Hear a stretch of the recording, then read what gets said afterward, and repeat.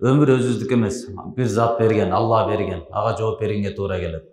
Жаштык өзүздүк эмес. Аллах Таала берген, ага жооп беребиз. Балдарыбыз, кыздарыбыз деле биздин алдыбызда аманат. Бул өзүбүздүк эмес. Аманатты берген зат бир күнү алат.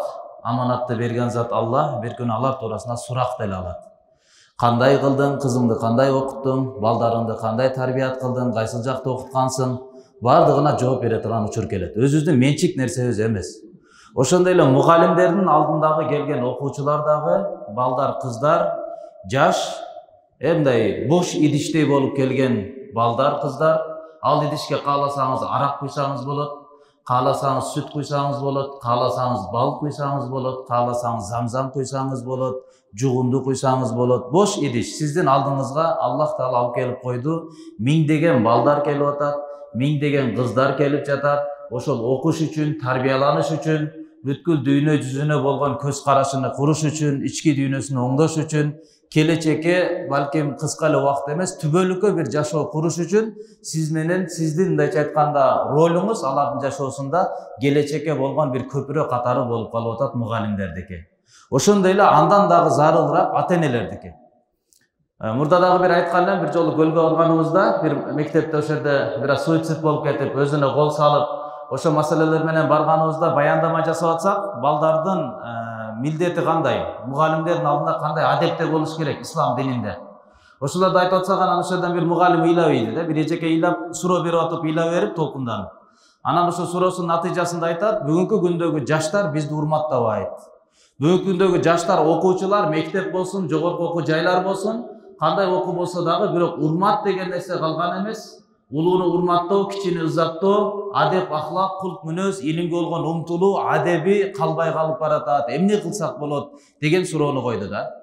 Анан мен анын жообунда айттым, эми урматтуу эжекейлер, урматтуу агайлар, бул силердин айыбыңар эмес. Эми кандайдыр бир деңгээлде жоопкерчилик бар, бирок түп тамырына караганда бул силердин айыбыңар эмес, бул айып ата-энесинен кеткен айып. Үйдөгү тарбияттан улам ошондой балдар тарбияланып чыгып келет. Себеби Hazreti Ali radıyallahu anh ayткандай, "Salasatun min afdali ma warasal aba'ul abna'a." Үч нерсе бар. Ата-энелер өздөрүнүн балдарына калтыра турган эң жакшы мурастардан үчөө бар дейт да. Кээде бир адам мисалы дүйнөдөн өтүп кетти, баласына чоң бир заводдор калды, фабрикалар калды, мекемелер калды, байлык калды, үй калды, унаа калды, туурабы? Кандай жакшы мурас калтырып кетти деп айтабыз да. Бирок Hazreti Ali пайгамбарыбыздын тарбиятын алган киши. Биринчи болуп исламды кабыл кылган киши. 10 жашар болчу исламды кабыл кылганда. Ошондон баштап динге кызмат кылган. Толук бардык пайгамбарыбыз менен сапарларда, пайгамбарыбыз менен чогуу жүргөн адам Hazreti Ali разыяллаху анху айтып атат, ата-энелер өздөрүнүн балдарына калтыра турган мурастардын эң жакшысынан үчөөсү бар дейт. Биринчиси кайсыл? Ал-Санаул Хасан. Жакшы мактоо каташтап кеткен болсо. Өзүнүн балдарына, өзүнүн кыздарына жакшы статус калтырса, жанагы палан алдамчынын, кидальщиктин баласы эле, палан аялдын кызы эле, паландын келини эле, алкаштын баласы эле деген сөзгө калтырбастан, өзүнүн кийинки урпактарына, балдарына, неберелерине, кыздарына жакшы статус таштап кеткен болсо, бул биринчи эң жакшы мурастардын катарына кошулат. Экинчи эң жакшы мурастардан бул ал-адабус салих, жакшы адепти үйрөтүп кеткен болсо. Адеп урмат тутууган бул өтө баалуу нерсе болуп саналат. Адеп бул баа жеткис нерсе. Адепке байланыштуу сыпаттар китептен алынбайт, баяндан, тилден тилге өтпөйт. Бул адеп, адептүүлөр менен жүрүп гана калыптана турган, үйрөнө турган, жашоого алып келе турган бир бул баалуулук.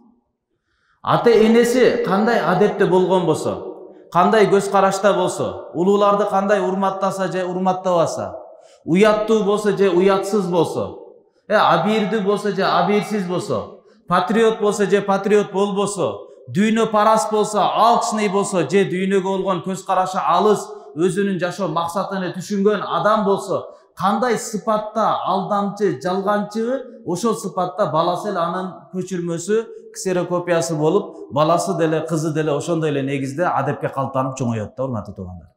Биздин адебибиз эң жакшы мурас, балдарга калтырган. Кээ бир балдарды көрөсүң, машалла карап суктанасың да.